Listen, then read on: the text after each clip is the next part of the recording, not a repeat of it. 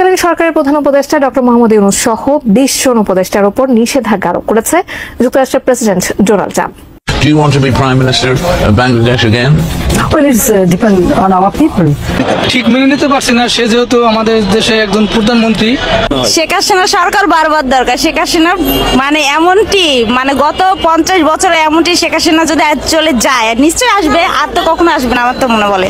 দীর্ঘদিন গণমাধ্যমের আড়াল কাটিয়ে আবারও নতুন করে রাজনীতিতে ফিরেছেন সাবেক প্রধানমন্ত্রী শেখ হাসিনা। কথিত সমন্বয়ক ও উপদেষ্টাদের ষড়যন্ত্রের দ্বারা দেশ ছাড়তে বাধ্য হয়েছিলেন সাবেক ওই প্রধানমন্ত্রী। তবে দেশ ছাড়ার পর বিভিন্নভাবে তাকে অপদস্থ ও অপমান করায় আমেরিকার নতুন প্রশাসন ডোনাল্ড ট্রাম্পের পক্ষ থেকে 20 জন উপদেষ্টা ও সমন্বয়কের নামে ইতিমধ্যে নিষেধাজ্ঞা প্রকাশ করেছে। Do you want to be Prime Minister of Bangladesh again? Well, it's depend on our people. If our people want me, then no, it's the people to decide. How can I say that? Of course, I want to serve my people. I want to work for my people. দীর্ঘদিন যাবৎ ক্ষমতায় থাকা এই প্রধানমন্ত্রীর ছবি ডাস্টবিনের মতো স্থানে লাগানো যেন রীতিমতো এটি ক্ষমতার অপব্যবহার বোঝায়, এমনটাই জানিয়েছেন সাধারণ জনগণ। ঠিক মেনে নিতে পারছি না, সে যেহেতু আমাদের দেশে একজন প্রধানমন্ত্রী দীর্ঘদিন ধরে ছিল, তার ছবি ডাস্টবিন এটা আসলে মানে কাম্য নয়। এবং সে আমাদের দেশের জন্য 15-16 বছরে অনেক কিছু কাজ করছে যেটা অন্যান্য সরকার এটা করতে পারে না। সেগুলোকে আমি বলতেছে যে সে যেহেতু বাংলাদেশের 16-17 বছর প্রধানমন্ত্রী ছিল, সেই হিসেবে তার ছবিটা ডাস্টবিনে লাগানো এটা ঠিক হয় না আমার মতে। আমি পজিটিভ ভাবেই দেখতেছি, যে এভাবে দেখতে চাই। সম্পূর্ণই আমাদের বিবেক, আমাদের অনুরাগ, শিক্ষা অভাব থাকার কারণে, আমাদের সচেতনমূলক জ্ঞান না থাকার কারণে জাস্ট বলা যায় এটা শিক্ষার সম্পূর্ণ অপব্যবহার। আসলে দোষটা তো শুধু ওনার না, রাজনীতি, ধোঁকাবাজি, যত ধরনের অপকর্ম তাদের অনেক নেতাকর্মী ছিল, কিন্তু শুধু তো শেখ হাসিনার একলা দোষ না। উনি একজন মানুষ হয়ে সারা বাংলাদেশে সবাইকে কিভাবে কন্ট্রোল করে যদি সবাই সবার অবস্থান থেকে কন্ট্রোলিং।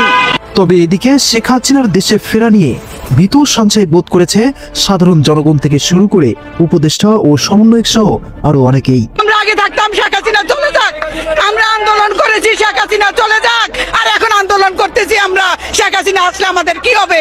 কেন আমরা এটা ভয়ে থাকবো? কি জন্য আমরা এর ভয়ে থাকবো? আমরা এই ভয় চাই না। আমাদেরকে হয়তো বেঁচে থাকার অধিকার দেন, না হয় আমাদেরকে মেরে ফেলুন।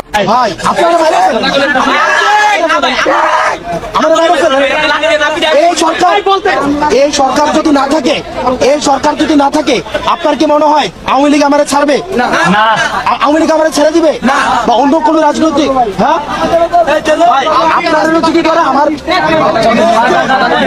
এই সরকার এখানে শরীফরাও ছাড়বে না, আপনারাও ছাড়বে না।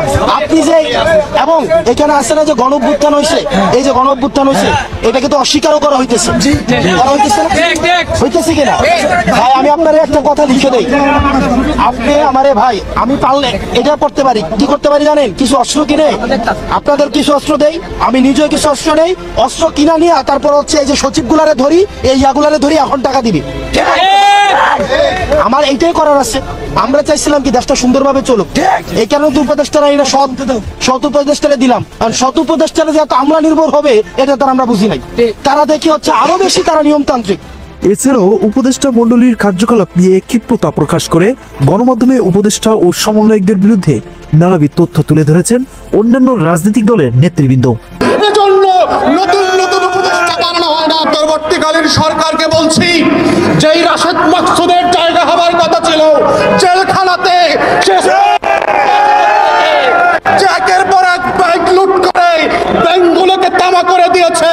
33 লক্ষ মানুষের অভিভাবকত্বের দায়িত্ব এই ডাকাতের হাতে আপনারা কিভাবে তুলে দিলেন?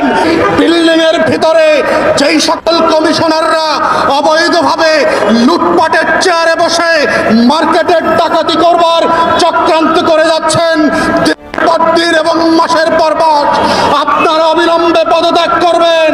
অর্থ উপদেষ্টাকে বলছি নাচানাচি বন্ধ করেন। আপনাদেরকে আমরা যেভাবে দয়া করে চেয়ারে বসেছি আবার দয়া উচ্চ করে চেয়ার থেকে নামায়া দিতে পারবো। প্রিয় দর্শক, প্রশ্ন থেকে যাই শেখ হাসিনার দেশে ফেরা নিয়ে হঠাৎ কেন এই তাণ্ডব শুরু? এবং সেই সাথে ফেব্রুয়ারি মাস জুড়ে আওয়ামী লীগ সংগঠনের নেতাকর্মীরা নতুন রূপে ইতিমধ্যে বিভিন্ন কার্যক্রম সংগঠিত করে চলেছে। বিষয়টি দেশের রাজনীতিতে কোন ধরনের প্রভাব ফেলতে পারে বলে আপনি মনে করেন তা অবশ্যই কমেন্ট করতে ভুলবেন না।